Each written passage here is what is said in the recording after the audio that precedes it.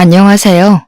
저는 그 흔한 고부간의 갈등과 다리 역할 못하는 남편의 문제로 이혼한 40대 초반 여자입니다. 제가 이곳을 찾은 건 무려 4년이 지난 결혼 스토리 때문인데요. 제가 젊을 때만 해도 이혼 자체는 해도 되고 말아도 되는 종착지가 아닌 무슨 일이 있어도 피해야 할 지옥행과 다름없는 인식이 강했습니다. 그래도 저도 시집살이를 참고 시모의 등살을 버티는 게 당연했는데 하나밖에 없는 제 아들이 커가면서 사회적 시대도 이전과 다른 분위기를 띠고 있는 게 보였고 그제야 저도 이혼해 볼 용기가 나더라고요. 당연히 이혼까진 결코 쉬운 결정은 아니었습니다. 못 먹고 죽어도 고였던 저는 미워 죽겠고 원망스러운 남편조차 또 막상 버리려고 하니까 고민 많이 되더라고요. 그럼에도 끝내 아들만 생각했고 아들의 도움을 받아 새 삶을 살고 있습니다. 저는 정말 지독한 시집살이를 겪었어요. 개고생하면서 결혼 생활을 했다고 말을 하면 보통 사람들은 제 친정 형편이 어려울 거라고 당연하게 생각하시더라고요. 하지만 아닙니다. 오히려 그 반대였어요. 저는 친정집이 소위 중산층에 속하는 넉넉한 집안의 딸이었습니다. 저 때는 시집살이가 다 이랬네요. 잘 살든 못 살든 며느리 입장이 되는 순간 시댁에선 가장 천민 수준이 되는 게 법이나 다름없었습니다. 제 남편은 글을 쓰는 사람인데 남편 자체가 하고 싶은 일 아니면 다른 곳에 관심 없는 타입이라 먹고 사는 것보다 자기 꿈을 이루는 게 중요한 사람입니다. 저랑은 소개팅으로 만난 사이예요. 젊을 때는 남편의 열정이 마음에 들어서 금방 인연이 되었고 글만 쓰느라 제대로 된 벌이가 안 되던 남편 때문에 데이트 비용은 거의 제가 냈습니다. 당시에 여자가 돈 내는 건 흔치 않은 인식이었어요. 그런 사회적 배경치고는 제 머리가 조금 깨어 있었나 보네요. 저는 누가 돈을 내던 상관없는 입장이었거든요. 남편의 경제력도 당연히 그리 중요하게 생각하지 않았습니다. 제게는 사랑하는 마음이 더 중요했어요. 남편과 1년을 사랑하면서 정말 소설 같은 순간이 많았기에 저는 2번 다시 이런 남자는 만날 수 없다고 착각했고 그 콩깍지 덕분에 결혼까지도 자연스럽게 결심을 하게 되었어요. 양가 어른들을 뵙기 전만 해도 저랑 남편 사이는 문제가 없었습니다. 그러나 상견례 날 예상치 못한 일을 겪게 되어 저는 남편의 여건을 배려해서 장소 예약을 우리 친정에서 잡고 미리 계산까지 해놨는데요. 갑자기 상견례 닥친 하루 전날에 남편이 제게 전화해서 예약 장소를 취소하라고 하더라고요. 시모가 친정이 정한 곳 말고 자기가 맛있는 데 한다고 다른 곳을 예약해뒀으니 본래 예약된 곳 물으라는 통보였습니다. 친정에서 예약한 곳은 고급 일식집이었는데 거기는 무조건 예약제로만 운영이 되어서 중간에 취소를 할 경우 위약금을 물어야 되거든요. 심지어 하루 전날 취소를 한다면 환불 금액은 겨우 60%밖에 안 됩니다. 만약 100만 원 식사 자리였다 치면 60만 원만 돌려받는 거라고요. 저희 집이 여유 있다고 했지 돈이 사치 부릴 정도로 잘 사는 집은 아니거든요. 부자든 아니든 어쨌든 일이 이렇게 돼버리면 서로 만나기 전부터 감정이 상하게 되잖아요. 그래서 저희 부모님이 그날 밤 잠을 제대로 못 주무셨습니다. 기분이 엄청 안 좋아서요. 그래도 어쩌겠어요. 남편 말로는 시모 의견이 너무 완고해서 어쩔 수가 없다고 자기도 곤란해하던걸요. 그렇게 바뀐 장소는 저희 친정 부모님의 감정을 또 한 번 상하게 만들었는데요. 충격적이게도 고기 냄새 폴폴 나는 번잡한 식당이 아니겠어요. 그 식당이 나쁘다는 게 아닙니다. 그냥 그렇게 시끄럽고 정신없는 곳은 상견례 장소와 맞지 않다고 생각했을 뿐이에요. 저희 친정 부모님은 상대방에게 격식을 차린다고 아주 곱게 단장을 하고 오셨는데 상견례 마치고 남은 건 온 옷에 다 밴 고기 냄새뿐이었던 걸로 기억합니다. 그렇다고 상견례 분위기가 좋았던 것도 아니에요. 시모가 인사 나누자마자 우리에게 던진 첫 마디는 시모의 인품을 그대로 드러냈습니다. 장소가 고깃집이란 소리 못 들었는가 보네. 비싼 옷 버리게 돼서 어째요? 우리 집은 늘 이랬고 앞으로도 이렇게 살 건데. 곱상하게 자란 따님이 적응하려나 모르겠네요. 안 싸돈도 그 집의 며느리시니까 아실 거예요. 어디 며느리 일이 보통 일인가요? 곱상하다고 봐주고 돈 많다고 참아주고. 저희 집은 그런 거 없습니다. 그 말을 듣는 순간 저는 시모가 이 결혼을 탐탁치 않아 한다는 걸 눈치챘습니다. 저희 친정 부모님도 시모의 빈정거림에 표정을 어둡게 했어요. 그러니 시모와 다르게 눈치는 있던 남편과 시부가 나서서 시모의 거침없는 발언을 말려주었습니다. 사부인께선 애들 만남이 마음에 들지 않나 봐요. 아니면 우리 딸이 별로 못마땅하신 건가? 저희는 다른 거 안 보고 그저 딸애가 원하는 남자랑 결혼시키는 걸 목적에 두고 있거든요. 사위될 사람이 저희들 마음에 들든 아니든 딸 의견 존중해서 이 자리에 나왔다는 소리예요. 아이고, 기분이 상하셨나 보네. 저렇게 곱상한 따님을 주신다는데 마음에 안 들 리가 있겠어요? 사랑 많이 받고 자란 티가 나길래 괜히 저희 집 오면 고생할 거니까 안쓰러워서 한 소리 한 거지요. 저한테는 과분한 며느리네요. 말씀에 교양이 참 없으시네요. 제가 딸을 주는 게 아니라 딸이랑 그쪽 자식이 잘 살도록 응원해주는 거죠. 자식이 물건도 아니고 주고 말고가 어딨겠어요. 그날 상견례 분위기는 그야말로 엄마들의 기싸움으로 끝났습니다. 엄마는 주변에 사람들이 많다 보니까 최대한 예의 차려 마무리한 거였어요. 상견례 이후로 친정 부모님은 얼마나 노발대발 저의 결혼을 반대했는지 모릅니다. 하지만 그때만 해도 제 젊은 패기가 쓸데없이 결혼 의지에서 발산이 돼버렸네요. 남편을 너무 사랑했고 고작 어른들의 문제로 헤어지고 싶지 않다는 미친 소리를 해버렸습니다. 남편도 저희 부모님을 찾아와서 시부모는 신경 안 써도 된다고, 저 없이는 못 산다고 며칠을 무릎 꿇고 빌었죠. 저와 남편의 완강한 고집에 친정 부모님은 결국 반기를 들어주었어요. 제가 결혼을 강력하게 주장하긴 했지만 저라고 왜 이 결혼이 안 찝찝했겠습니까? 시모의 말투, 표정, 눈빛만 보아도 저를 싫어하는 게 느껴지는데 이 결혼이 고민 안 됐겠어요? 저를 기다리고 있을 시집살이만 생각하면 당연히 무서웠죠. 결혼을 말리는 수많은 감정들이 저에게 경고를 보냈는데도 저는 남편한테 눈이 멀어 굳이 가시받기를 택했습니다.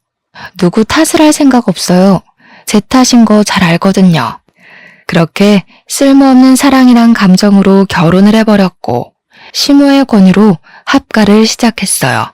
요즘 같으면 당연히 친정한테 도움을 조금 받아서 분가를 했을 겁니다. 그런데 그때는 결혼을 하면 웬만한 며느리들이 거의 다 시댁에 합가를 해서 살았을 적이었어요.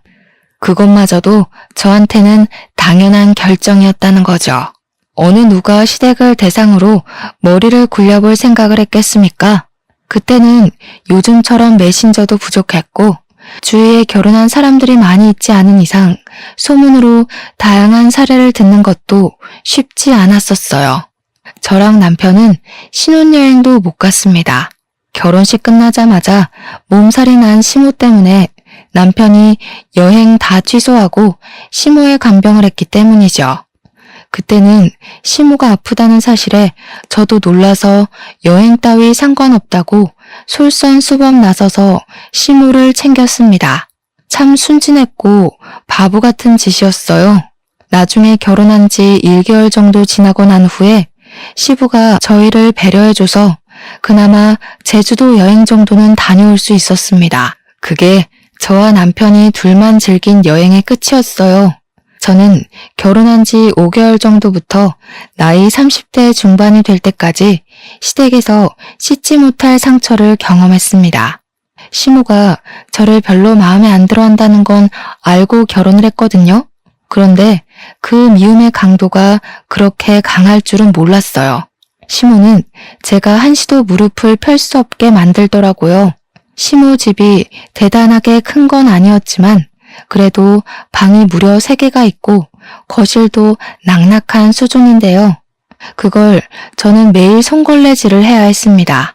남편이 밥 먹고 나서 하라고 하면 시모가 남편한테 쓸데없이 여자일에 입대지 말라고 했고, 남편이 와서 그만 자라고 하면 시모가 할 일도 안 끝냈는데 기어들어가 잘 생각부터 하냐고 제게 눈치를 엄청 줬어요.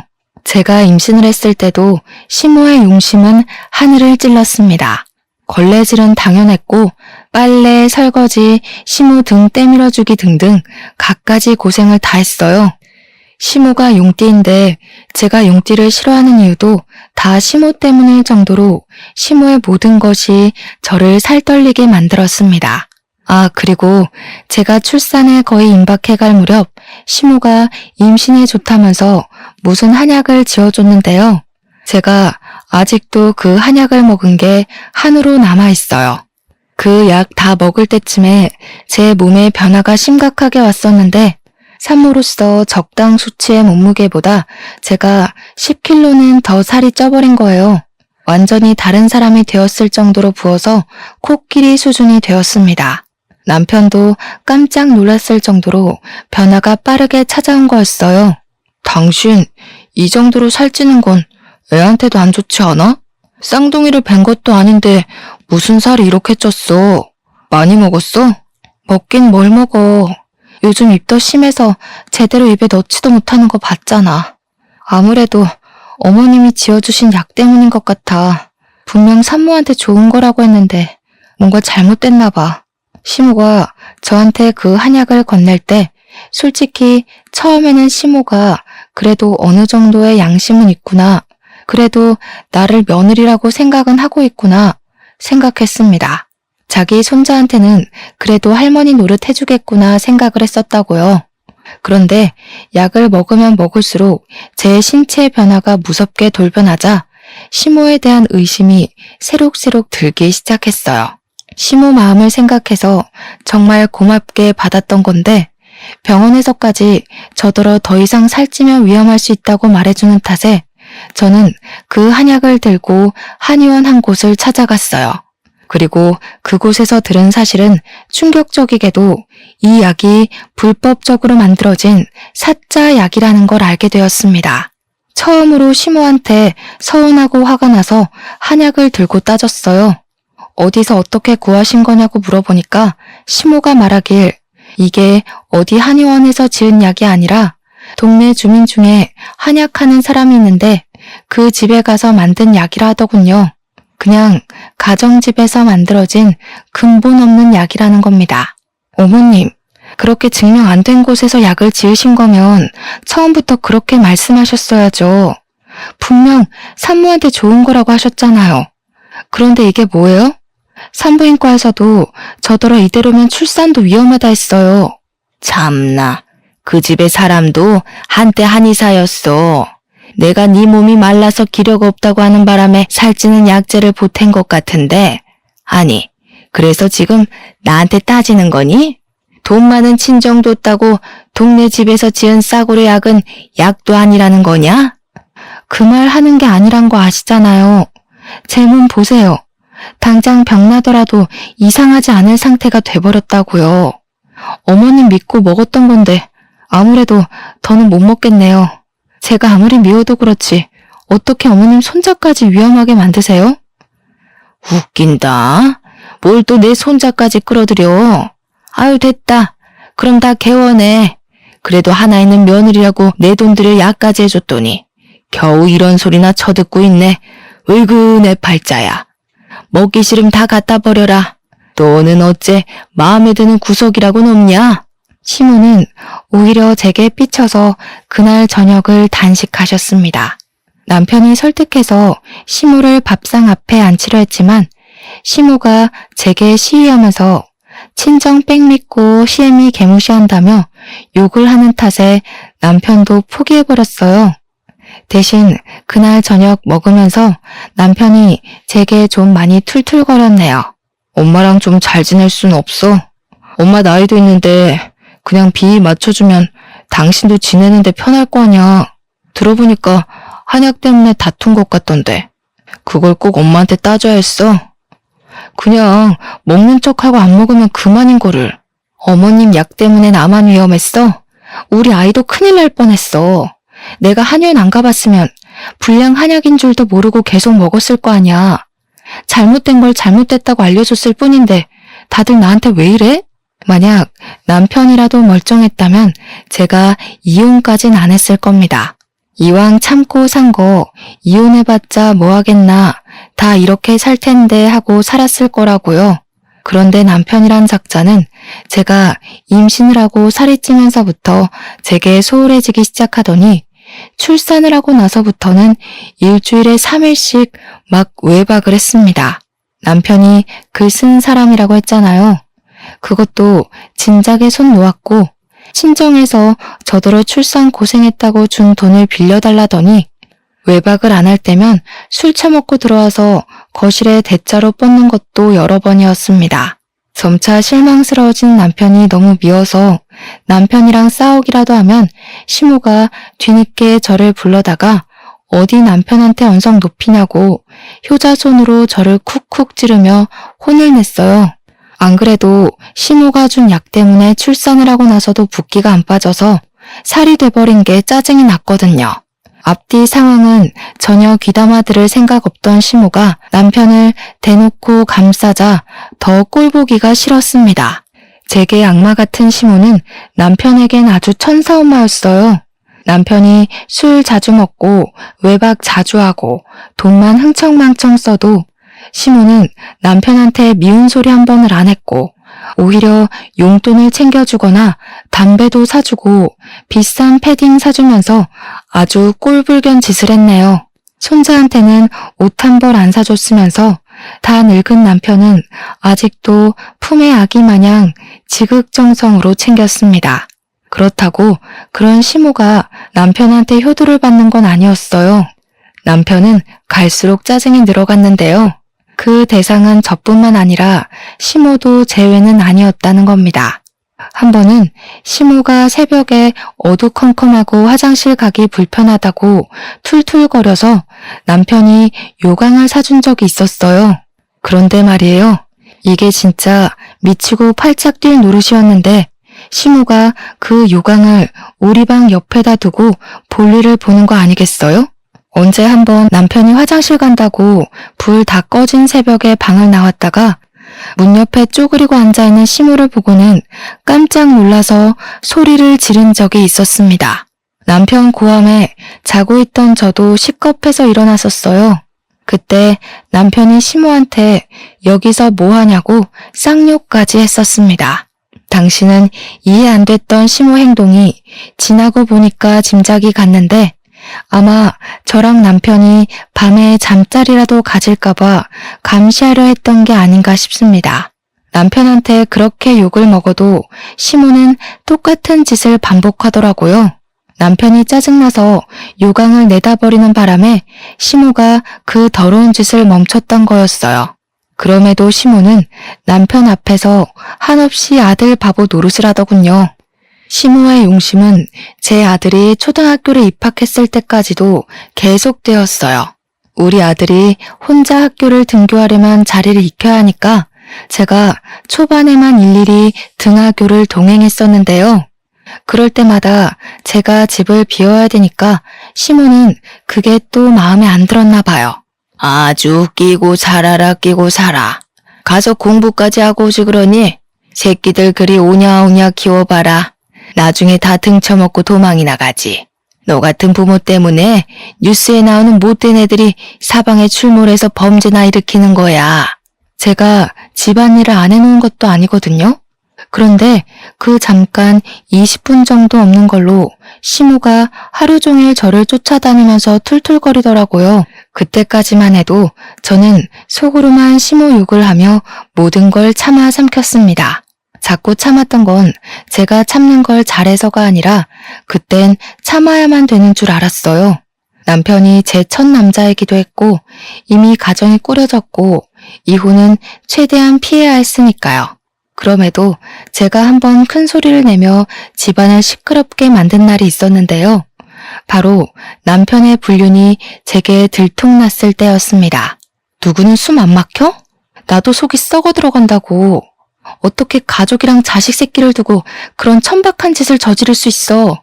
네가 그러고도 아빠야? 나는 이 집에서 개고생을 하면서 다 참고 사는데 너는 탱자탱자 놀기만 하면서 그게 답답하다고 바람을 피워? 그럼 너도 바람 피우던가. 네가 여자 같지 않아서 더는 안 끌리는데 어쩌라고. 남자가 일하고 싶고 돈 벌고 싶은 원동력은 다 여자한테서 나온다는 거 몰라? 와이프라는 사람이 덩치가 나만한데 내가 그런 힘이 생기겠어? 내 탓하기 전에 제발 네 자신을 좀 돌아봐. 애 키우고 시집살이 하느라 따로 몸 관리할 시간이 없던 저는 심호 약 때문에 부었던 살을 전혀 빼지 못해서 통통한 몸을 그대로 유지하고 있었습니다. 근데 그걸 남편이 따끔하게 지적을 하니 순간 제 처지가 너무 서럽고 배신감이 치밀어 오르더라고요. 결국 저는 99번을 참다가 겨우 한 번 터뜨려서 남편의 귀싸대기를 날렸습니다. 하지만 남편이 저를 여자로 생각 안 한다는 사실을 망각했다는 게 큰 실수였어요. 남편은 저를 더 이상 소중하게 봐주지 않더라고요. 그래서 제가 겨우 한 대 날린 뒤로는 전세 역전되어 남편에게 손 쓸 수 없을 만큼 제가 남편 발에 구부러졌습니다.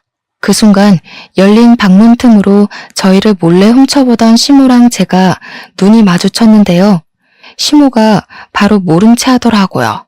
그 뒷날도 우리가 다툰 것에 대해 일절 언급하지 않았고 남편 불륜에 대해서도 전혀 물어보는 게 없었습니다. 아들이 쓰레기처럼 망가지더라도 시모한테는 사랑스러운 내 아들일 뿐인가 봐요. 다시 생각해도 정말 구역질나고 소름 끼치네요. 남편의 불륜은 한두 번이 아니었습니다. 여자도 굉장히 짧게 만나고 많이 바뀌었어요. 우리 아들이 중학생이 되었는데도 남편의 바람기는 날로 살아나기만 할 뿐 전혀 죽을 생각이 없더군요. 저는 우리 아들 공부에 방해될까봐 최대한 남편이랑 안 싸우려고 노력했고 싸우더라도 방문 닫고 큰 소리를 냈지만 아마 들릴 수밖에 없었을 거예요. 저희 방이랑 아들 방이 나란히 붙어 있거든요. 아들에게 부모의 못난 모습을 계속 노출하는 것도 제게는 또 하나의 곤욕이었습니다. 아무리 감추려고 해도 어쩔 수 없는 저의 처지를 아들이 어느 순간부터 알고 있다는 티를 내기 시작했어요. 제가 쓰러지고 싶고 지쳐도 아들만 보고 겨우 참고 살고 있는데 아들이 그걸 아는 것 같다는 거죠. 한날 아들 방에 간식을 챙겨주러 갔다가 아들이 해주는 위로를 듣게 되었는데요. 엄마만 마음 준비되면 나는 언제든지 엄마한테 힘 보탤 수 있어. 이 집에서 나가고 싶으면 말해줘. 엄마 안 다치게 내가 여기서 내보내줄 거야. 어느새 저보다 훌쩍 커진 아들을 올려다보면서 저는 엄마로서 제가 참 못난 모습을 보여주고 있었구나 싶었어요. 당시에 힘들어 미칠 지경이었지만 그래도 아들한테만큼은 강한 엄마로 보이고 싶었던 것 같아요. 마지막으로 붙들고 있던 엄마로서의 긍지를 지키고 싶었던 거겠죠.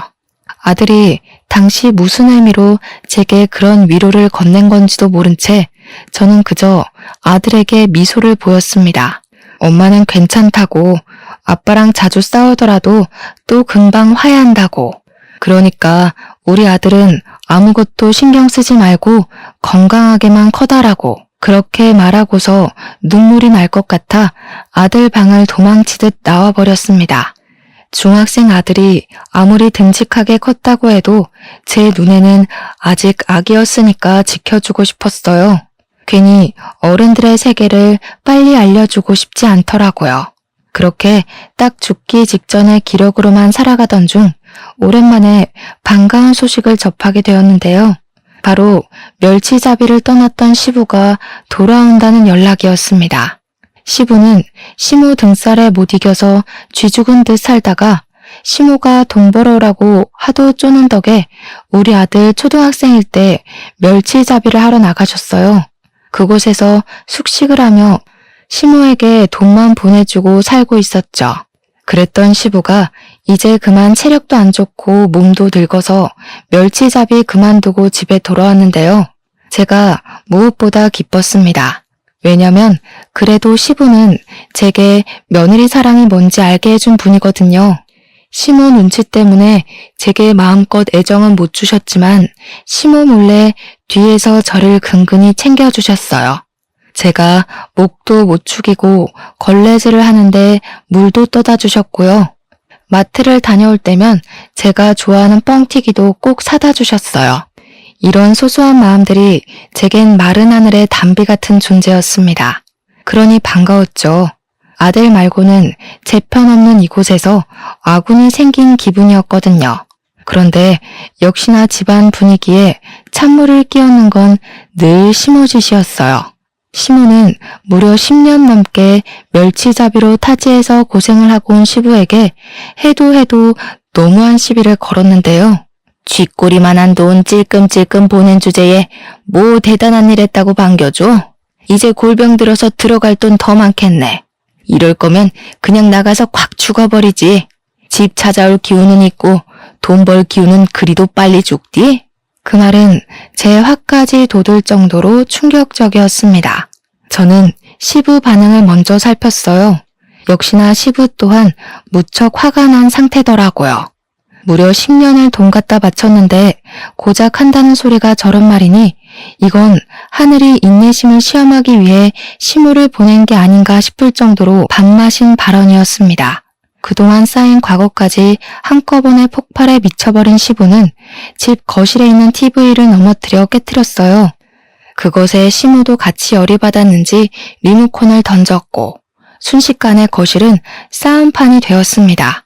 시부가 집으로 귀가한 첫날인데 가족을 위해 그 고생을 하고 와선 얼마나 속상했을까요?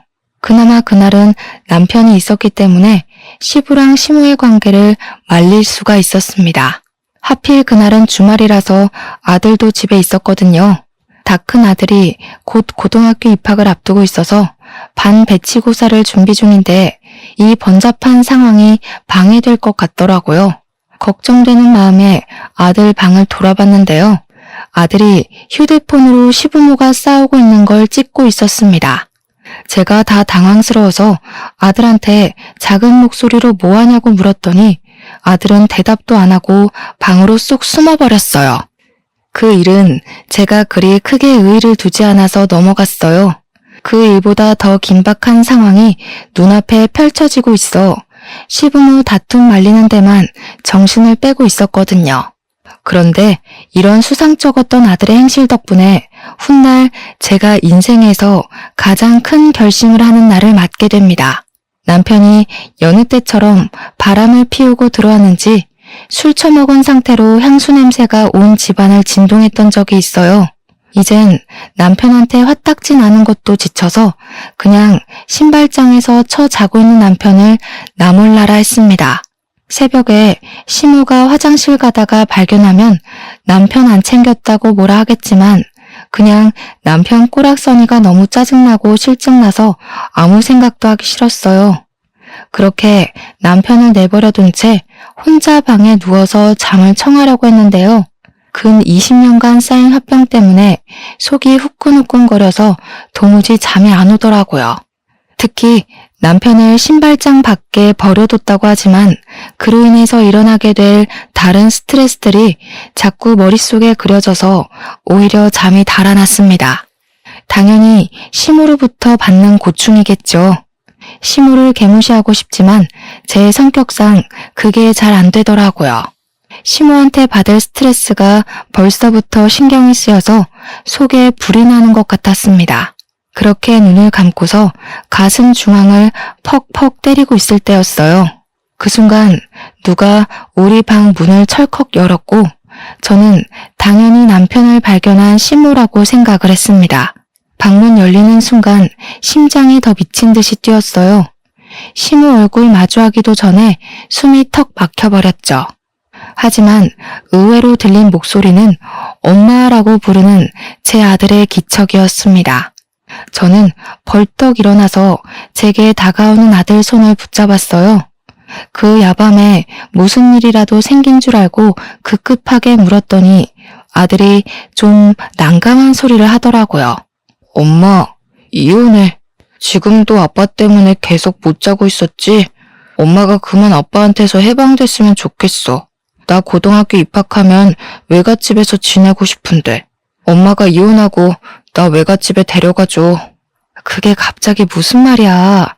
아들, 외갓집 가고 싶었어? 갑자기 왜? 이혼 얘기는 또 뭐고? 이 밤에 그 말하려고 엄마 찾아온 거야? 아들은 제 말에 답은 하지 않고 갑자기 휴대폰을 켜더니 어떤 사진을 보여줬습니다. 아들이 하나둘씩 보여주는 건 제 심장 박수를 미친 듯이 높여주었어요. 아들이 보여준 건 다름 아닌 남편의 불륜 사진과 영상이었고 시부에게 모멸감 줄 만큼의 언사를 쓰는 시무 영상이었으며 시무가 시부 통장까지 관리해 시부에게 금전 협박을 하는 모습까지 찍혀 있었습니다.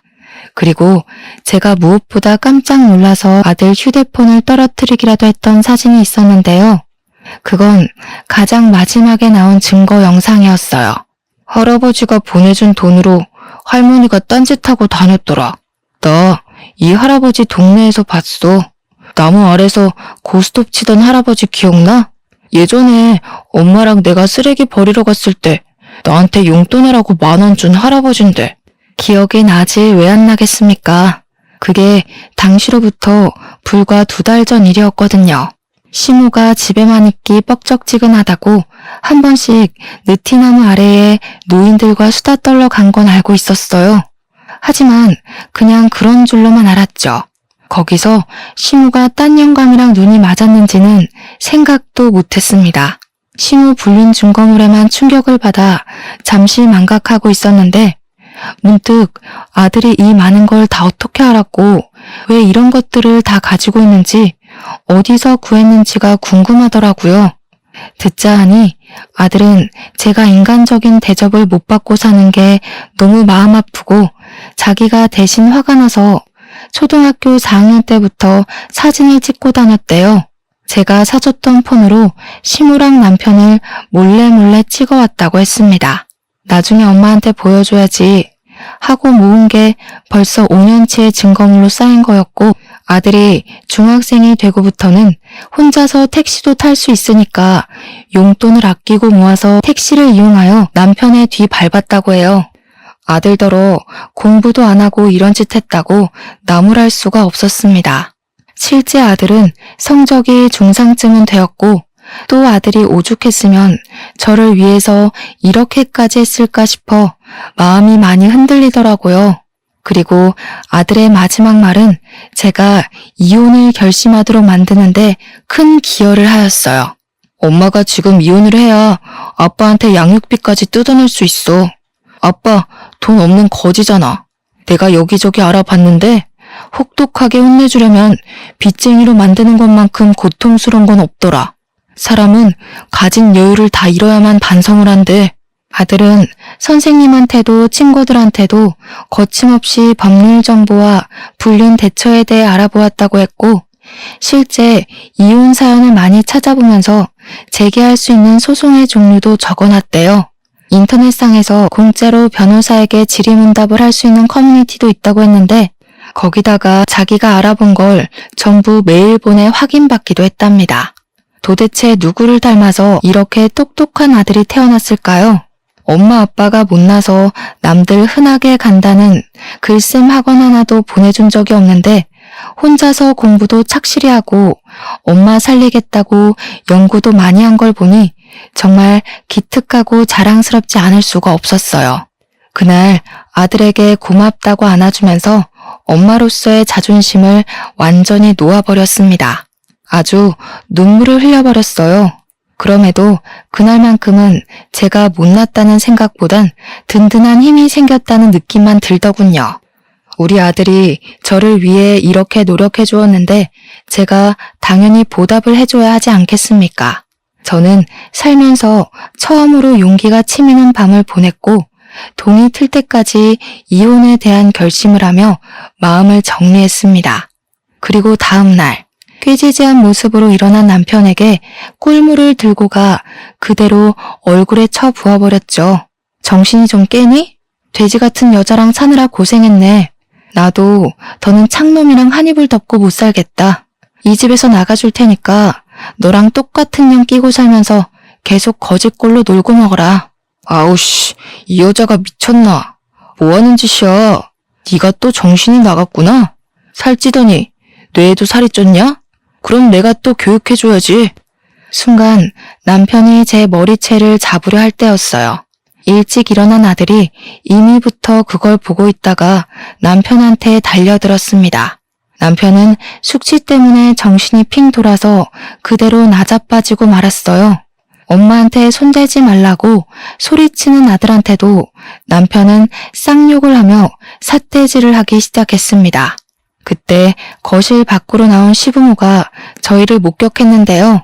시모는 자기 아들이 신발장 구석에 패대기 쳐진 꼴을 보고서 제게 쌍심지를 켜고 달려들었어요. 저 또한 당시 무슨 자신감이었는지 손에 들고 있던 쟁반으로 어그적 달려오는 시모를 날려버렸습니다. 시모가 깜짝 놀라 소리도 못 지르고 대굴대굴 굴렀어요. 내가 언제까지 참아줄 거라 생각했어요? 끝까지 사람 굴리고 괴롭히면서 재미 좀 많이 보셨겠네요. 제가 어머님이랑 몇십 년을 부대끼고 살면서 배운 게 하나 있어요. 이젠 제가 좀 재미를 보려고 하거든요. 기대되시죠? 아이고 허리야. 정신 나간 년이 감히 시애미를 잡아뜨려? 이게 약을 먹었나? 어디서 싸가지 없게 입을 놀려? 너 진짜 미쳤냐? 저 정도는 미친 것도 아니더라고요.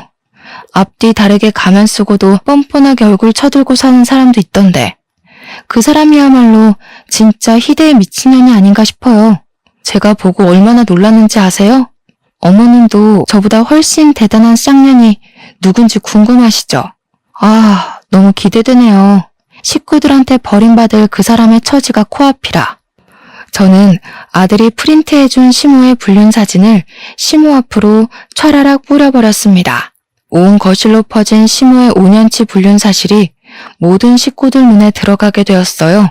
그 종이를 날리는 순간 제 속의 화병이 함께 화르르 날아가 버리는 듯한 느낌도 받았습니다. 다들 프린트물을 보고 보기 좋게 놀란 얼굴이더라고요. 시모는 아까까지만 해도 며느리가 사람 죽이네 병원비 내놔라 하면서 허리를 부여잡더니 그것도 거짓말이었는지 허겁지겁 그 프린트물 감추는데 사력을 다했습니다. 하지만 그게 어디 숨겨지겠습니까? 5년치 사진을 다 뽑느라 아들 프린트에 잉크가 떨어졌는데 그 방대한 양을 어떻게 바로 숨기겠어요? 시부 눈에 들어가는 건 당연했고 시부는 그 사진들을 구기면서 분노로 부들부들 떨고 있었습니다. 그런데 그 사이 일어난 남편이 또 저를 덮치려 했어요. 아들이 아니었다면 제가 머리통 한 대는 맞았을지도 모릅니다. 저는 바로 남편한테 달려들어서 아들에게 손찌검하려는 남편을 밀며 남편 팔을 깨물었어요. 여자처럼 멋없게 비명을 치던 남편도 저를 째려보다가 뒤늦게 시모 불륜 사진을 보았습니다. 무척 당황한 표정이더군요. 어떻게 부모 자식이 똑 닮았다? 네 거 없을까봐 아쉽지. 걱정 마. 우리 똑똑한 아들이 친히 네 것까지 준비했더라고. 너 같은 걸레한테는 합의도 아까워서 말이야.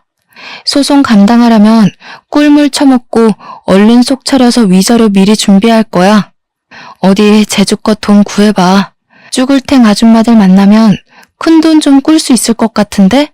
당신 이 여자 저 여자 안 가리잖아. 남편은 숙취 때문에 벌개진 눈을 하고서 상황 파악을 열심히 하고 있었습니다. 머리가 빨리빨리 안 돌아가나 봐요.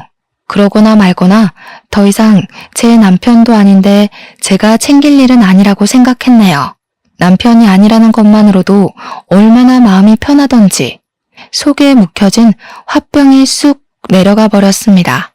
그 사이 우리 아들은 시부한테 다른 영상까지 보여주면서 할머니한테 소송하고 상간남도 소송하라고 차근차근 설명해주고 있었어요. 게다가 시부 입장은 시모가 시부에게 극한의 모멸감을 주면서 돈을 협박했기 때문에 협박죄까지 물을 수 있다고 하더라고요.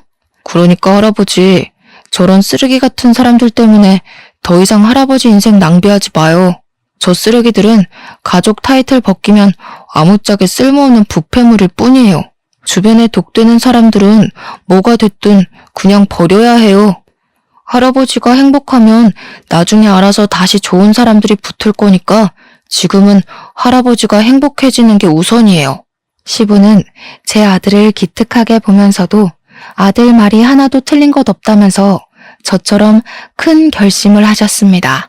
그 자리에서 시부는 시모한테 단단히 각오하라며 이혼 소송을 선언했고 돈 없으면 그 당산나무 영감한테 가서 도와달라고 사정하라면서 자기한테는 씨알도 안 먹힐 용서 빌지 말라고 하셨어요. 이제야 자세 낮추는 것 말고는 방법이 없다고 생각한 시모가 시부한테 매달리며 시부 발목을 잡고서 절절 매기 시작하더군요. 오해라고 했다가 다 자기가 잘못했다고 했다가 아주 정신없이 용서를 빌었습니다. 딱 시모의 정신 상태처럼 말이죠. 거머리같이 들러붙은 시모를 그대로 발로 밀어버린 시부는 저희 아들을 데리고 앞으로 어떻게 해야 되는지 자문을 구했어요. 정말로 바로 소송을 결심한 것 같더라고요. 그래서 저는 시부와 나란히 시모랑 남편을 소송했고 저는 무려 20년 만에 그 시궁창에서 빠져나올 수 있었습니다. 갈라서고 나니까 하늘까지도 그렇게 예뻐 보이더군요. 저희 아들은 외갓집으로 가려고 했는데 그러면 혼자가 된 시부가 걱정이 되었어요. 그래서 아들의 동의를 얻고서 친정을 안 가고 시부를 모시고 살려고 했거든요. 그런데 시부가 거절하더라고요. 자기 멸치잡이 하는 데서 동료들이 다 이혼한 사람들인데 같이 요양하며 지내자 했다고 당분간 섬에 가서 낚시하면 쉴 거라네요. 제 아들 말대로 시부는 자기 행복을 위해 먼저 노력해보고자 할 거랍니다. 시부가 제게 마지막 작별 인사를 하면서 한 번씩 손자나 보여달라고 하길래 저는 주책맞게도 시부 앞에서 눈물을 터뜨려 버렸어요. 그러니 시부가 또 운다면서 저더러 참 정도 많고 눈물도 많아 큰일이라고 너털하게 웃으면서 달래주었습니다. 그러면서 우리 아들 보고는 엄마 잘 지키라고 항상 건강하고 씩씩하고 공부 열심히 하라고 하곤 저희 곁을 떠나가셨어요. 시부랑은 당연히 현재도 근근히 연락하며 지내는 중이에요. 시부가 최근에 일본으로 해외여행을 가셨는데 너무 좋다고 저희 보고 놀러가라고 사진을 찍어 보내줬습니다. 친구분들이랑 해외여행을 즐기고 있는 시부 모습은 여태 제가 봐왔던 얼굴보다 훨씬 젊어져 있었어요. 사람은 웃으면 복이 오고 행복하면 젊어진다더니 그런 말이 얼추 맞긴 한가 봐요. 참, 그리고 제일 중요하고 쓸모없는 사람들 뒷얘기가 남았죠. 이건 제가 깜빡하고 남편 연락처를 차단하지 못해서 문자로 연락을 받았던 사실인데요. 남편이랑 시모가 당연히 한순간에 빚쟁이가 되었다고 해요. 거기서 시모가 자기 아들한테 우리 이제 어쩌냐고 우는 소리를 했대요. 그런데 남편이 시모 보고 한 말이 웃겼습니다. 자기더러 돈 대신 갚아달라 할 생각 말라며 쌩까고 가출을 해버렸다고 했어요. 그래서 남편이 제게 연락 온 거였더라고요. 자기 좀 거둬달라고 말이죠. 당연히 그날로 수신 차단해버렸습니다. 아들도 진작에 다 차단해버렸더군요. 저는 솔직히 남편보다 시모가 더 꽃이다고 생각합니다. 저보고 애 오냐오냐 키우면 나중에 부모 등 처먹고 도망친다더니 결국 자기가 자기소개한 셈이 돼버렸잖아요. 곰곰이 생각해보면 자식한테 버림받아서 갈 곳 잃은 시모 처지가 딱 그 말에 들어맞더군요. 이래서 사람은 늘 말조심, 행동조심해야 된다고 하나 봐요. 천벌받은 남편과 시모를 보면서 정말 많은 걸 배웠고 깨우쳤어요. 그리고 우리 아들의 듬직한 면도 보게 되었고요. 저희 아들이 이제 고등학교를 들어가요. 외갓집에서 다니는 게 너무 잘 맞았는지 반 배치고사를 수월하게 대박치고 온 거 아니겠습니까? 외조부 외조모한테도 잘하는 우리 아들을 보면서 저도 계속 저를 위해 노력하는 강한 엄마가 되려고 합니다. 앞으로 제 바람은 우리 식구가 가는 길에 가시밭길이 더 이상 나타나지 않는 것뿐이에요. 제 사연은 여기서 끝이 납니다. 제 인생이 조금 답답하게 느껴졌을 수 있을 텐데 그럼에도 끝까지 이 사람의 하소연을 들어주셔서 너무 감사드려요. 좋은 하루 안녕하세요.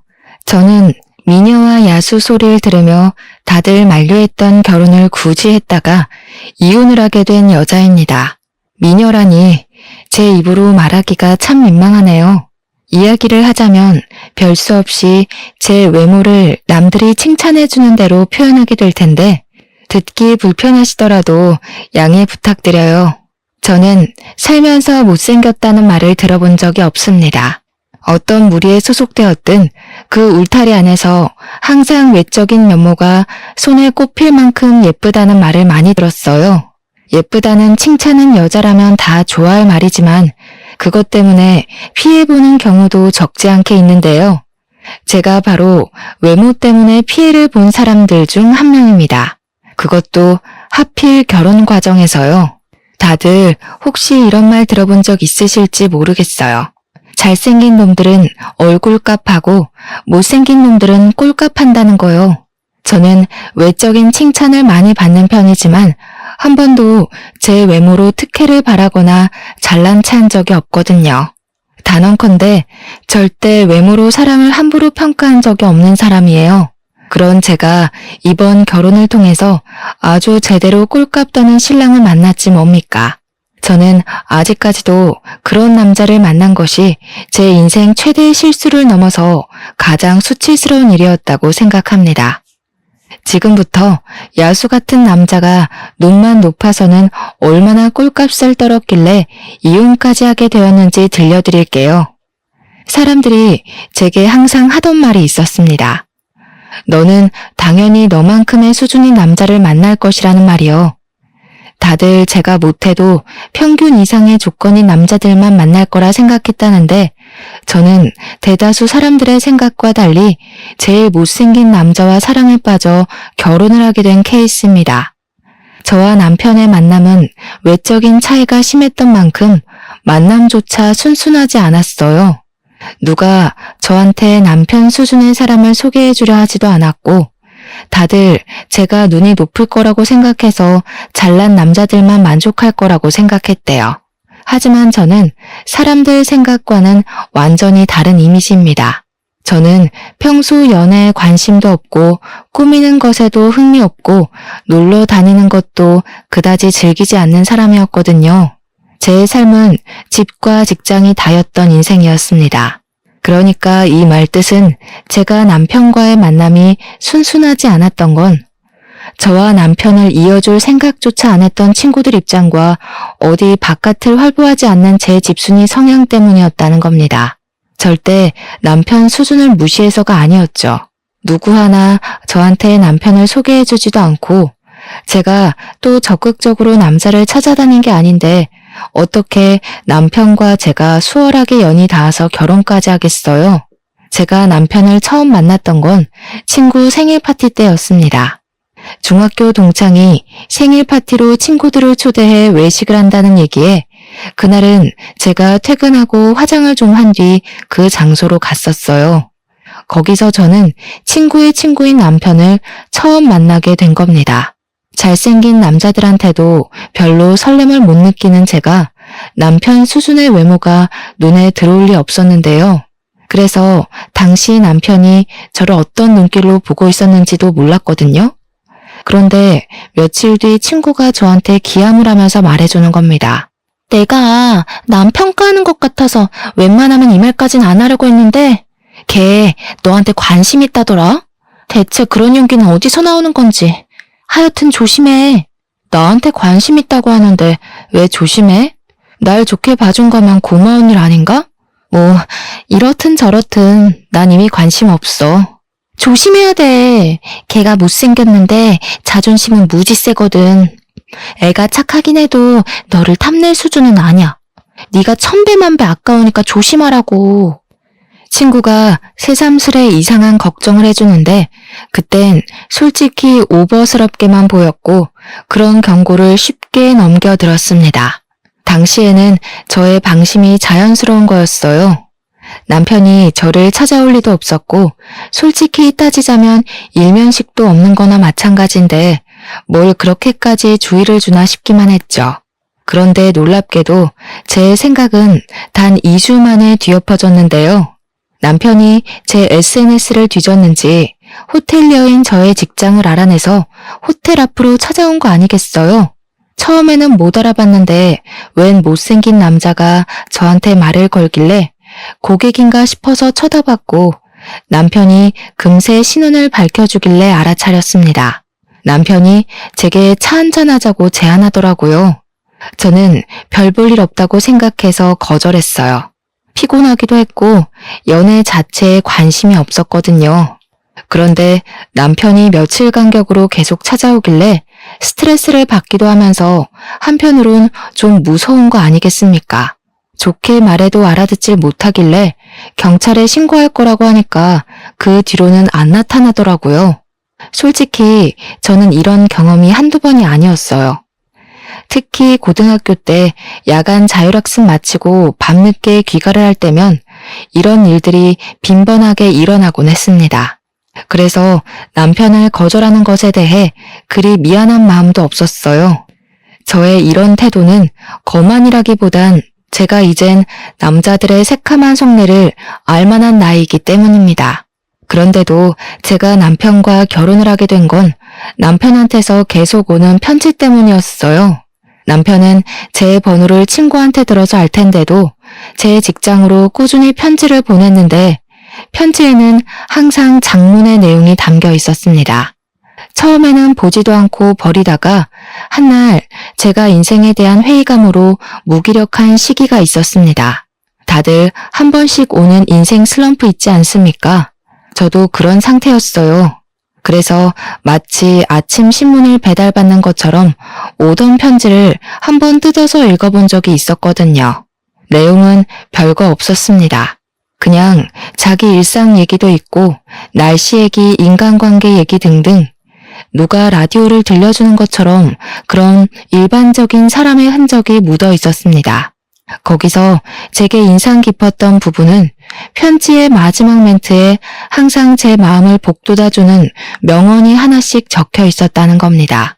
신기하게도 그 뒤로 그 편지를 받으면서 남들 사는 세상살이를 좀 더 폭넓게 느끼게 되었고 마치 포춘 쿠키 안에 행운의 매물을 보는 것처럼 적힌 명언대로 제가 지혜로워지는 느낌까지 받았어요.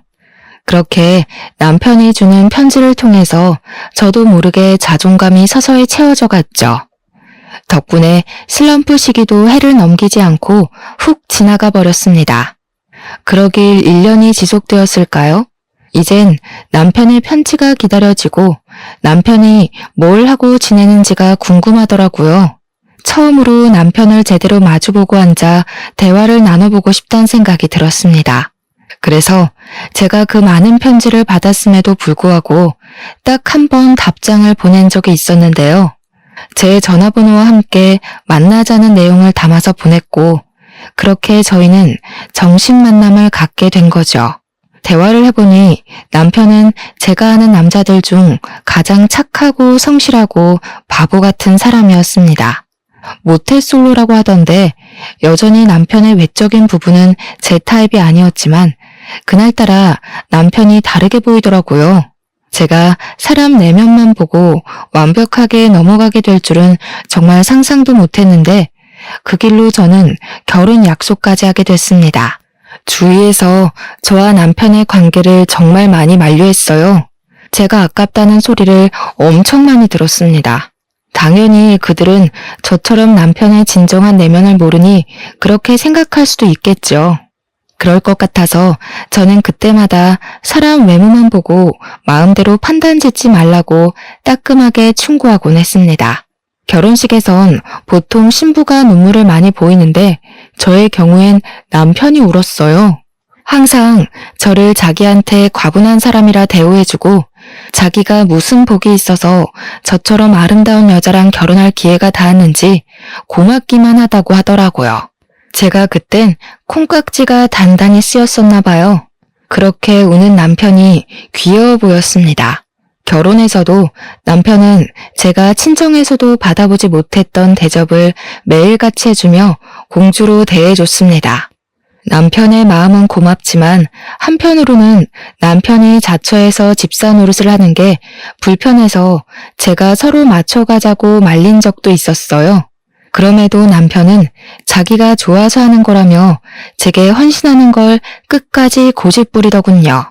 차라리 그 정도까지 제게 노력하지 않았다면 제가 남편에게 좀 덜한 배신을 느꼈을지도 몰라요.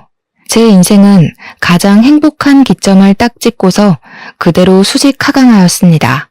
행복할 줄 알았던 제 결혼 생활에 금이 가기 시작한 건 남편의 잦은 술자리로 인해서 제 몸매에 변화가 오면서부터였어요.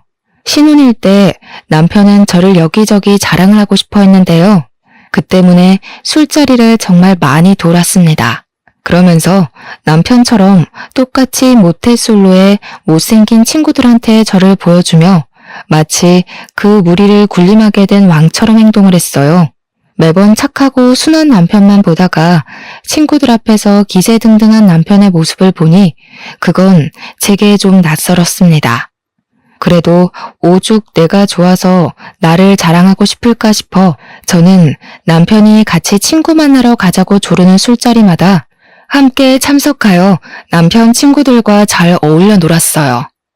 평소 술은 입에도 안 달고 살던 제가 단기간에 술자리와 야식자리가 많아지니까 당연히 급속도로 살이 찔 수밖에 없더군요.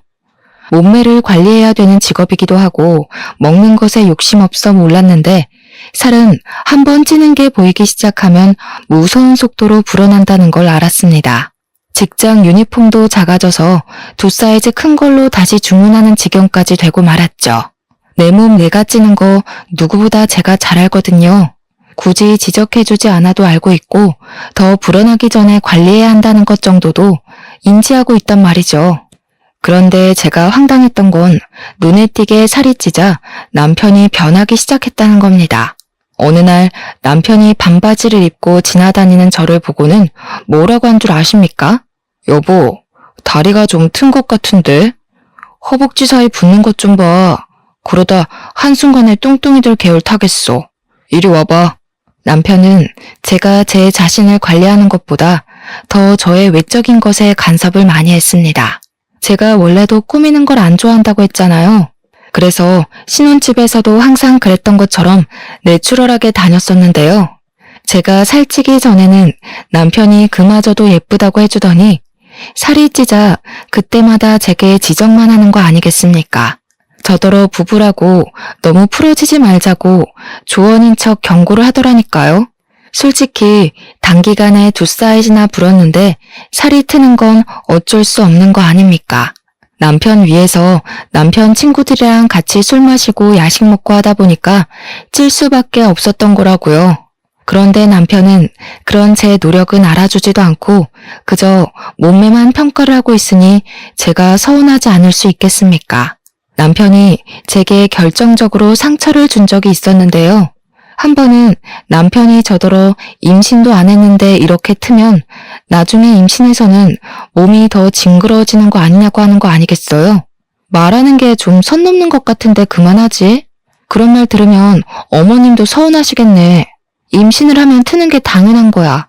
그걸 징그럽다고 하면 당신은 당신이 태어난 걸 탓해야 되고 낳아준 엄마를 진작에 돌아섰어야지. 아니, 내 말은 관리하려면 할 수 있는 건데 네가 예전에 비해 나태해지니까 이런 결과를 만들어낸 게 아니냐는 거지. 뭘 또 우리 엄마 얘기까지 끌고 와. 남편은 제가 2사이즈 늘어나고부턴 저를 술자리로 부르지도 않았습니다. 너무 속 보이지 않나요? 남편이 밖에 나가서 놀기 좋아하는 사람이라는 것도 결혼하고 나서 알았어요. 결혼식 올리기 전까지만 해도 항상 제 옆에만 꼭 붙어있던 사람이라서 그렇게 바깥을 나돌아다니는 사람이라는 것도 전혀 알 턱이 없었죠. 저도 살찐 거 너무 잘 알기 때문에 제 몸에 변화가 일어난 걸 속상하다 생각하고 있었지만 그렇다고 남편의 지적이 달가운 건 아니었습니다. 오히려 기분만 더 상해서 서운함이 커져갔고 반감까지도 들었어요. 그래서 남편과 투닥거리는 날이 훨씬 늘어갔죠.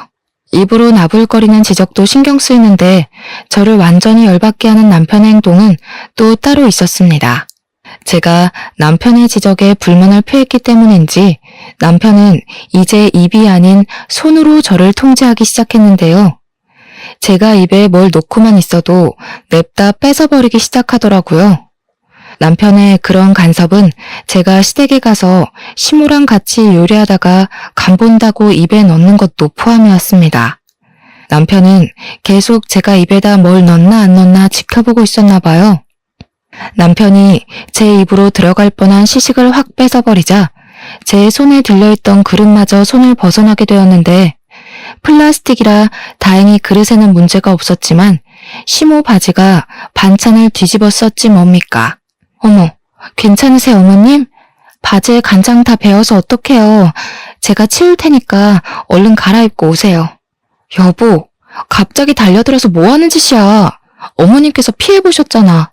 간 보는 게 살찌는데 제일 위험한 지름길이야.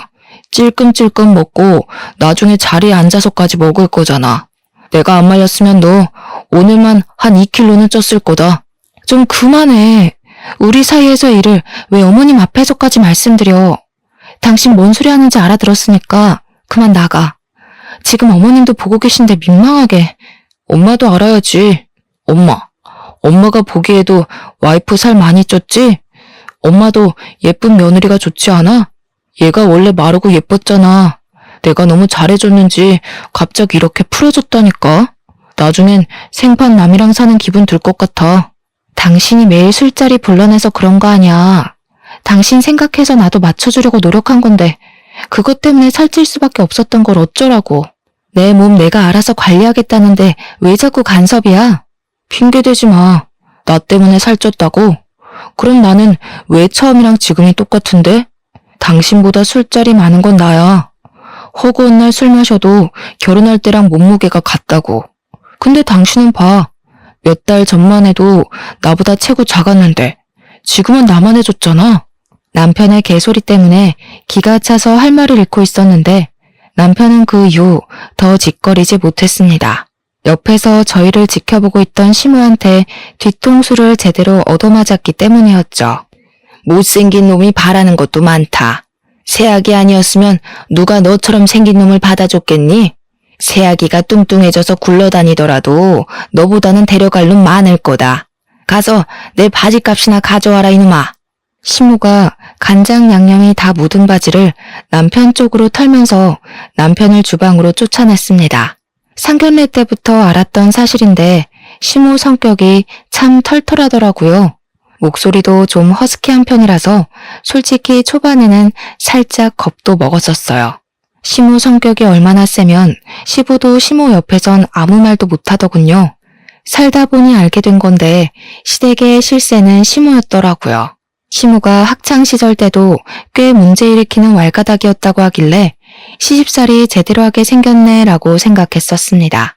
그런데 각오하고 시작한 결혼 생활은 오히려 시모 덕분에 편했어요. 제가 아내 노릇 며느리 노릇이 서툴 때면 남편과 시부가 제게 한 소리 얹기도 했는데 그럴 때마다 시모가 끼어들어서 자체적으로 필터링도 해주었습니다. 결혼 처음부터 척척박사로 잘하는 아내, 며느리가 어딨냐면서 제가 하는 모든 일에 입도 못 대게 하였어요. 그래서 저는 결혼 생활 몇 개월간 시모만을 믿고 남편의 간섭도 참아가며 위로받았던 겁니다. 시모 말로는 남편이 외동이었던 건 시부의 외모를 닮은 사람이 또 나올까 싶어서였다고 했는데 시모가 그 말을 해줄 때 웃음을 참느라 힘들었던 기억이 나요. 실례인 거 알지만 남편 못지않게 시부 또한 잘생긴 얼굴은 아니었거든요. 남편이 시부를 아주 똑 닮았더라고요. 그래도 시부는 남편과 다르게 심호기에 정말 눌려 살아서 그런지 참 점잖은 분이었습니다. 유독 남편만 제 외모를 지적하고자 안달이었는데 남편 하나만으로 충분히 스트레스를 받거든요. 그런데 남편 같은 사람이 하나 더 나타난 거 아니겠습니까? 바로 남편의 사촌 동생이었습니다. 아가씨는 집에 자주 오는 건 아니었고 결혼식 때 한 번, 명절 때 두어 번 본 게 다였어요. 그렇게 긴 틈을 두고 마주하곤 했으니까 아가씨 눈에는 저의 변화가 더 눈에 확확 들어왔을 겁니다. 아무리 그래도 그렇지 아가씨랑 저는 말 그대로 10손가락 안에 꼽힐 만큼만 봤을 뿐 서로 함부로 할 만큼 가까운 사이가 아니었거든요. 그런데 아가씨가 제 몸매를 대놓고 지적을 하더라고요. 저보다 한참 어리던데 솔직히 식구라고 해도 좀 무례한 짓 아닌가요? 아, 참고로 아가씨도 못생겼습니다. 언니, 임신도 하기 전에 살쪄서 오빠가 일할 맛이 안 나겠어요. 나중에 임신까지 하면 굴러다니는 거 아니에요? 네가 봐도 그렇지. 아무도 내 말에 동감을 안 해줘서 얼마나 억울했는데. 이참에 네가 우리 집 좀 자주 와서 내 와이프 정신 좀 차리게 해주라. 저것 봐, 다리가 완전 무다리가 됐잖아. 저게 어디 여자 다리야? 어머, 그러네. 언니, 아무리 그래도 얼굴 믿고 너무 관리 안 하는 거 아니에요? 솔직히 언니는 관리 안 할 정도로 막 예쁜 건 아니거든요. 언니 같은 얼굴은 몸매가 받쳐줬을 때 빛을 발하는 외모라 반드시 몸매가 날씬하다는 전제가 있어야 된다고요. 아가씨랑 남편은 제가 눈앞에 있기만 하면 신이 나서 저를 앞에 두고 까기 시작했는데요. 제가 한마디 하면 100% 시댁 분위기가 뒤집어질 걸 알고 있기 때문에 최대한 말을 아꼈거든요. 그런데 아가씨도 아가씨지만 남편 입이 가벼운 게 정말 꼴 보기 싫더라고요. 한 소리 해야겠다 싶을 정도로 분노가 차올랐던 게 한두 번이 아닌데 제가 한 번도 시댁을 뒤엎은 적이 없던 이유는 남편과 아가씨가 입을 놀릴 때마다 시모가 대신 나서줬기 때문입니다. 시모는 그들에게 늘 같은 소리만 반복했어요. 아주 못생긴 것들이 둘이서 말도 많다. 너희들 둘 재산을 합쳐서 설쳐봐라. 너희들은 가진 것 전부를 걸어야 그나마 부인이랑 대등해지지 않을까 싶은데 당장 길거리에 나가도 아마 부인이 모시고 살 사람만 줄을 섰을 거다. 시모가 남편과 아가씨에게 혀를 끌끌 차며 주제에 넘는 소리 하지 말라고 하면 거짓말처럼 둘 다 입을 싹 다물더라고요. 제가 나서서 판을 엎을 필요가 없었다는 거죠. 거기까진 시모 도움 덕분에 참을만 했어요. 그런데 웃긴 건 아가씨가 정말 저희 집에 찾아오기 시작했다는 겁니다. 아가씨는 일부러 제가 쉬는 날에만 맞춰서 찾아왔고 남편이랑 쌍으로 저의 외모를 지적하며 스트레스를 안겨주었어요. 시모 때문에 시댁에서는 저를 시원하게 까질 못했던 두 사람이 신혼집에서는 물 만난 고기처럼 펄쩍펄쩍 뛰었습니다. 여기서 누가 봐도 재수없는 건 당연히 남편이잖아요. 그 남자가 정말 저한테 헌신하고 저를 위해 살겠다고 울던 남자가 맞나 싶었어요. 남편은 그렇게 점차 얄미운 사람으로 변질되어 갔습니다. 스트레스가 2배가 되니까 제 몸에도 결국 이상이 생기더군요. 심신이 망가지니까 육신까지 기력을 잃어서 스트레스성 위경련까지 발병하고 말았습니다. 며칠간 병원 신사를 졌는데도 불구하고 이것들 하는 짓은 갈수록 더해지기만 했어요. 저도 더 이상 말대답만 해주면 안 되겠더라고요. 제 몸이 망가지니까 하늘도 저를 안쓰럽게 봐준 건지 저한테 좋은 기회를 내려준 적이 있었는데요. 언니, 저 결혼할 사람이 있는데 언니가 좀 봐주실래요? 제 남자친구가 몸매 좋은 사람이 이상형이라고 하더라고요. 혹시 제 몸만 좋아하는 건 아닌가 싶어서 영 불안한 거 있죠? 언니가 나이 좀 있으니까 저보다 남자 보는 눈이 제대로일 것 같은데 잘 좀 봐줘요. 아가씨가 결혼까지 생각하고 있다는 사람을 저한테 소개해준다고 하더라고요. 그러니까 말 그대로 아가씨는 몸매가 참 좋은 여자였어요. 아가씨가 내세울 건 내면도 아닌 몸매뿐이었죠. 제 당시 몸무게가 65kg였는데 아가씨는 50kg 초반이었던 걸로 압니다. 저한테 떳떳하게 몸무게를 자랑했어서 아주 잘 기억하고 있어요. 키는 아가씨보다 제가 좀 더 커서 사실상 제가 65kg라 하더라도 저를 잘 모르는 사람들은 항상 저더러 늘씬하다고 칭찬을 해주었습니다. 아마 자기 남자친구 봐달라고 부탁하는 것에서 아가씨 속셈은 따로 있었을 거예요. 저랑 자기 몸매를 대놓고 자기 남자친구한테 보여주면서 비교하려고 하는 의도겠죠. 너무 눈에 보이는 여우짓이었습니다. 그런 사람들 있지 않습니까? 여우짓 잘 못하는 애들. 여우짓 한 번도 안 해본 애들이 어중간하게 도화살인 척하면서 본인의 매력을 반감시키는 짓 하곤 하잖아요. 아가씨가 딱 그 짝이었어요. 제 부른 몸매를 이용해서 자기 남자친구한테 점수를 더 따려는 목적으로 부탁한 거겠죠. 그 못난 속셈이 보여서 솔직히 짜증이 났지만 저는 아주 흔쾌히 수긍을 했습니다. 하늘이 주는 복수의 기회라고 생각했어요. 제가 약간의 튼살은 생겼을지라도 태생부터 군살은 별로 없는 편이었어서 들어갈 때 들어가고 나올 때 나온 라인이 약간은 남아있었거든요. 물론 결혼 전보다는 못했지만요. 그래서 아예 작정하고 처녀 때처럼 꾸며서 나갈 생각으로 아가씨 제안을 허락했던 것입니다. 눈에는 눈, 이에는 이가 얼마나 무서운지 그 어린 아가씨한테 알려주고 싶더군요. 저는 일할 때도 피부와 속눈썹 화장만 했었는데 영상을 보고 배우기까지 하며 메이크업에 힘을 줬습니다. 아가씨가 분홍빛 화장을 자주 하더라고요. 도화살인 척하면서 말입니다. 그래서 저도 분홍빛 계열로 메이크업을 했죠. 안 그리던 아이라인까지 그렸고요. 남자들이 환장한다는 기다란 흑색 생머리까지 했습니다. 복장은 당시가 여름이었는데 적당한 라인은 드러나되 살집은 가려지는 옷으로 골라서 입었고 아가씨가 부른 약속 장소로 갔어요. 오랜만에 꾸며서 그런지 은근슬쩍 따라붙는 남자들의 시선도 오래간만에 느꼈습니다. 결혼하기 전에는 몰랐는데 결혼하고 나니까 그런 남자들의 관심이 고맙기만 하더라고요. 그리고 먼저 도착해 있는 아가씨와 아가씨 남자친구를 마주했는데요. 정말 거짓말 아니고 아가씨 남자친구가 저를 보자마자 과자 안주를 먹다가 사례까지 들린 것 아니겠습니까? 당시 가게 분위기는 조명빛이 밝은 편이었는데 아가씨 남자친구 얼굴이 아주 새빨개진 겁니다. 누가 봐도 남자로서의 본능적인 시선과 반응이었습니다. 그보다 아가씨 표정이 아주 볼만했어요. 당시 기억으로는 아가씨도 꽤나 힘을 주고 온 차림새였던 걸로 압니다. 그럼에도 불구하고 얼굴이 못생기니까 그만한 태가 잘 안 살더라고요. 아가씨는 제가 집에서처럼 후줄근하고 꾀지지하게 나올 거라 생각했나 봐요. 제가 너무 펑퍼짐한 옷만 입고 다녀서 제 몸에 군살이 있는지 없는지도 몰랐겠죠. 아가씨는 저를 한참이나 훑어보면서 자기 남자친구의 시선 처리를 신경 썼습니다. 제가 오자마자 찬물이 확 끼얹어진 분위기였는데 속으로 좀 고소하더라고요. 내가 살이 쪄도 너는 나한테 안 된다는 걸 아가씨한테 보여준 셈이라서 정말 쌤통이었습니다. 제가 사근사근 웃을수록 아가씨 표정은 급격하게 썩어갔어요.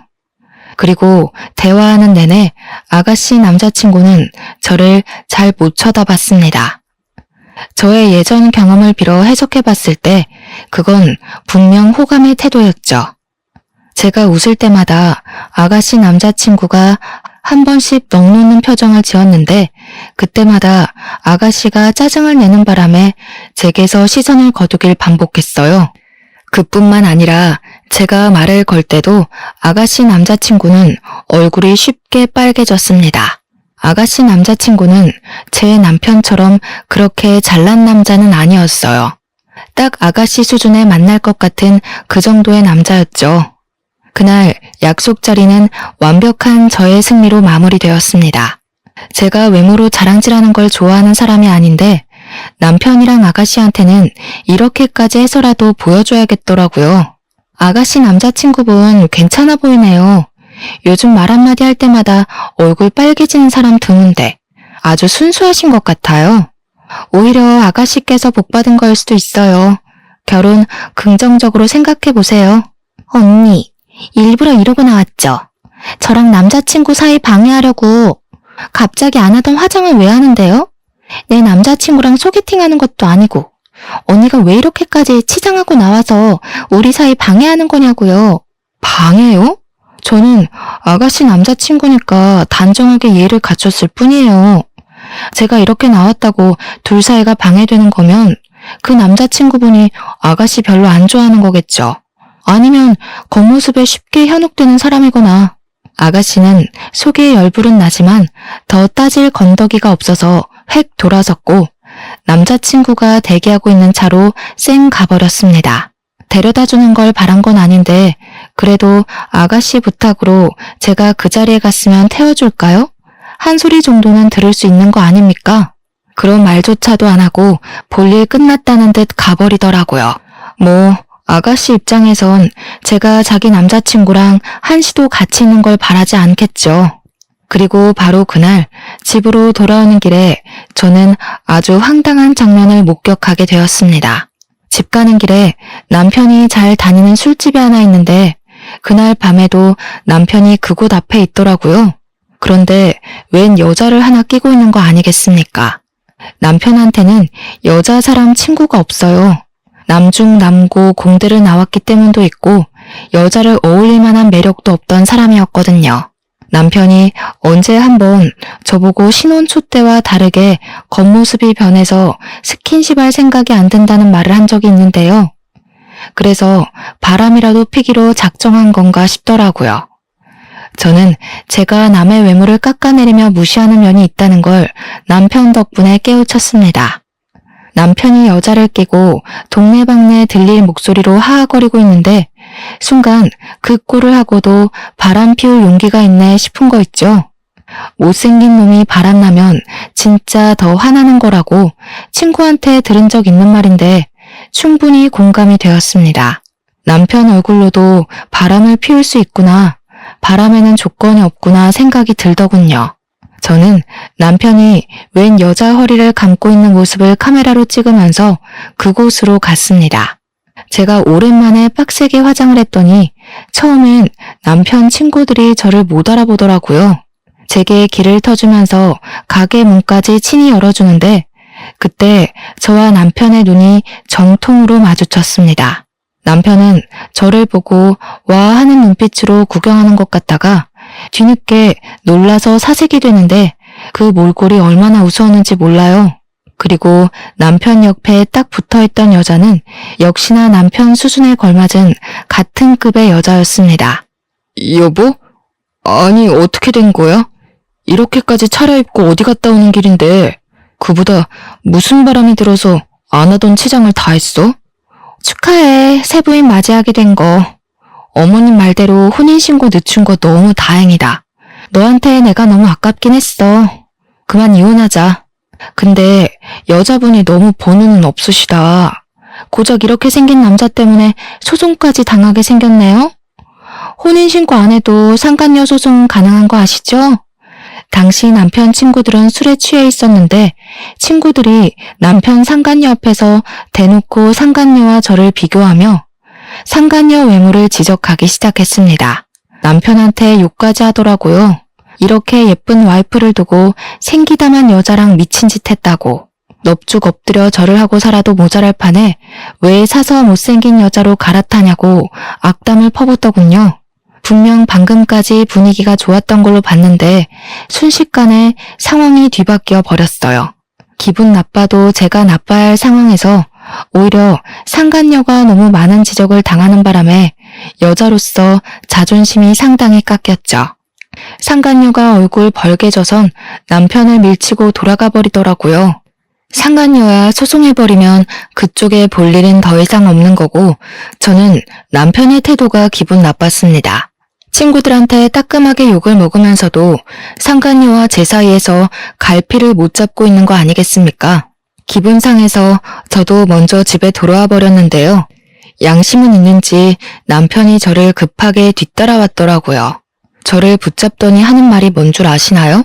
좀 전에 있었던 불륜 현장을 변명해도 모자랄 판에 글쎄 저더러 살을 뺐냐고 웃는 거 아니겠어요? 이 와중에 그저 외적인 것만 언급하는 남편이 재수없어서 저는 들고 있던 가방으로 남편 머리통을 후려쳤습니다. 남 평가하기 전에 네 주제나 생각해. 평생 여자 못 만날 팔자 구제해줬더니 아주 꼴값을 떨고 자빠졌다. 나 너랑 이혼할 거니까 그런 줄 알아. 여보, 미안해. 나는 당연히 자기 있는 그대로가 좋아. 그런데 예쁜 거에 환장하는 건 남자로서 당연한 거니까. 자기더러 계속 살 빼면 좋겠다고 한 거야. 당신 너무 예쁜 사람인 걸 누구보다 내가 잘 아는데 결혼하고 나서는 죽어가는 꽃 같아서 그랬어. 내가 당신 자존감 높여주려고 도와준 거라고. 이러니까 모태솔로지. 넌 상대방 욕하고 단점 공격하면서 자존감을 높여주니? 내가 똑같이 해볼까? 아스팔트에 눌어붙은 껌같이 생겨가지고. 네가 돈을 잘 벌기나 해?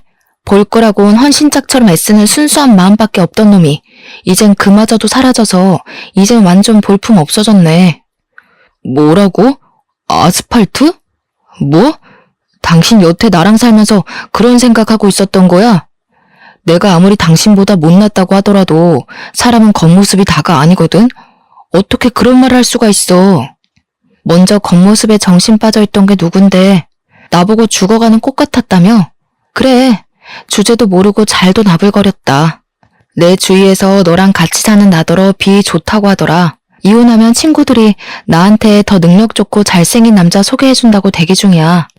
그런데 넌 과연 나보다 잘난 여자를 만날 수 있을까? 그럴 리가 없지. 그런 여자가 너를 왜 만나겠어? 어때? 자존감이 좀 올라가니? 남편은 제 말에 기함을 하다가도 이제 좀 저랑 살았다고 기분 나쁜 감정도 서슴지 않고 드러내더군요. 저한테 몸매 지적하면서 껍데기 변했다고 나무랄 땐 언제고 꼴에 외모 지적받으니까 기분이 상했나 보더라고요. 저보고 외모지상주의였냐고 얼굴값 하는 다른 인간들이랑 결국 똑같은 여자였냐면서 그러대요. 어쩜 자기 발자취는 돌아볼 줄을 모르는지 한심하기 짝이 없지 않습니까? 저는 제가 받았던 상처만큼 그대로 돌려줬을 뿐입니다. 세월로 따지면 당연히 제가 훨씬 손해이긴 하지만요. 남편은 저한테 외모 지적을 받아서 단단히 삐쳤습니다. 그러거나 말거나 이젠 남편이 뭘 하든 어쩌라는 건가 싶더군요. 다음날 연차를 낸 저는 시댁을 먼저 찾아가 이혼을 하겠다는 의사를 밝혔고 시부모에게 남편이 바람피웠던 정황까지 낱낱이 보여줬습니다. 가장 먼저 성화를 표한 건 역시 시모였는데요. 남편이 이혼하겠다는 저를 쫓아와 곁에서 내내 불안해하고 있었거든요. 그런데 제 얘기가 끝나자마자 시모가 당장 들고 일어나 남편의 등짝을 패는 거 아니겠습니까? 남편에겐 해명의 기회조차 주지 않았습니다. 이런 멍청한 놈, 너는 네 복을 네가 들고 찬 거다 이놈아. 네가 어디 가서 보윤이 같은 여자를 만날 수 있겠냐? 아유 속 터져. 보윤이처럼 착하고 예쁜 애가 또 어디 있다고. 내가 이런 것도 자식이라고 미역국을 먹었네. 솔직히 시모가 저를 좀 많이 예뻐해 주셨습니다. 외면이든 내면이든 상관없이 저를 늘 칭찬해 주던 분이셨어요. 그 때문에 저도 시모를 굉장히 잘 따랐고요.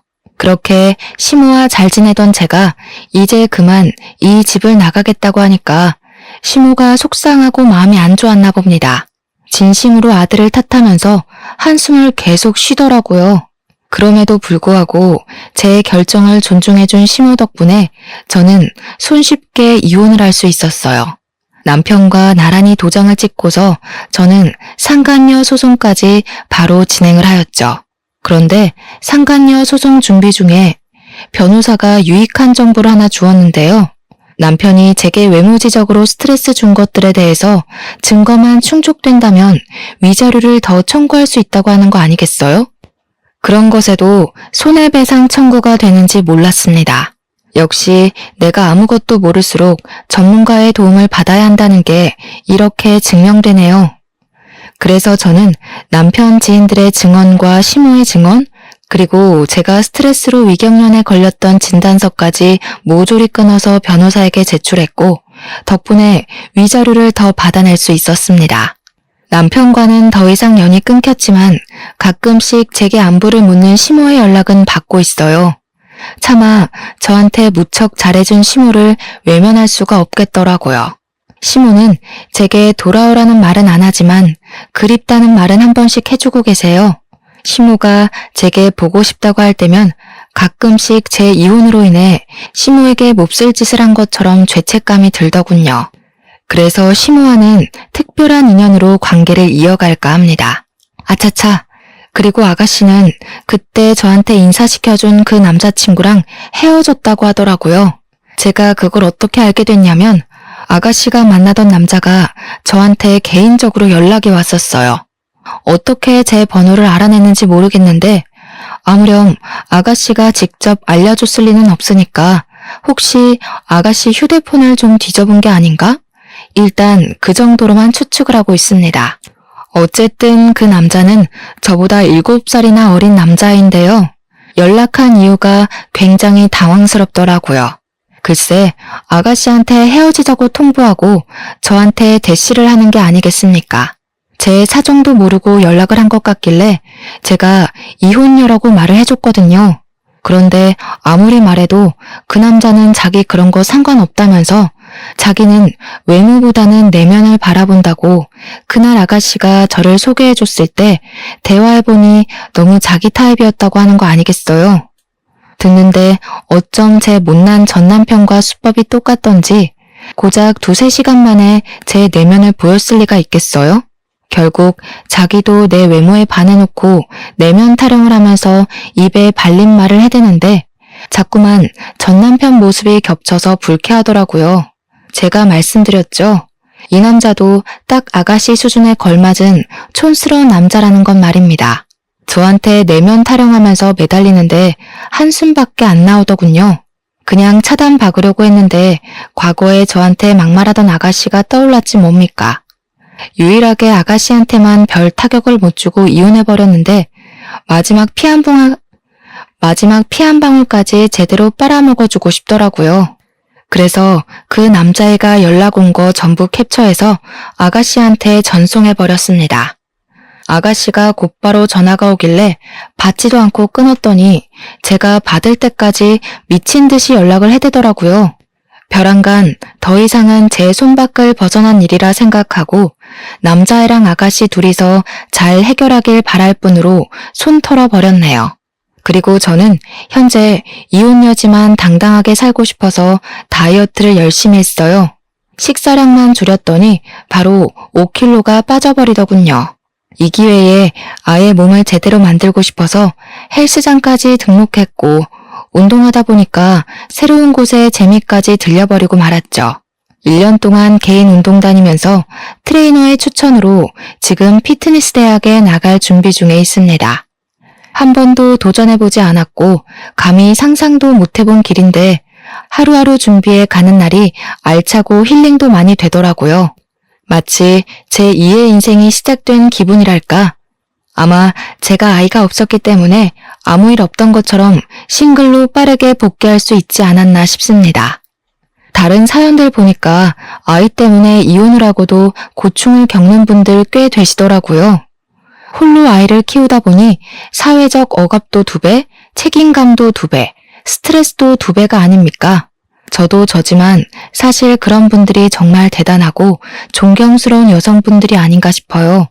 어떻게 그런 걸 다 이겨내고 앞으로 전진할 수 있는 건지, 희망을 꿈꿀 수 있는 건지 놀랍기만 하네요.